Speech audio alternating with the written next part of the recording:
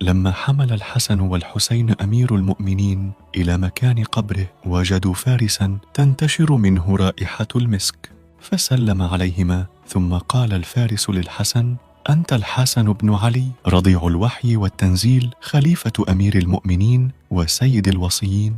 قال الحسن: نعم. فقال الفارس: وهذا الحسين ابن علي أمير المؤمنين وسيد الوصيين، رضيع العصمة ووالد الأئمة؟ قال الحسن: نعم. فقال الفارس: سلما عليا إلي وامضيا في دعة الله. فقال له الحسن: إنه أوصى إلينا أن لا نسلمه إلا إلى جبرائيل أو الخضر، فمن أنت منهما؟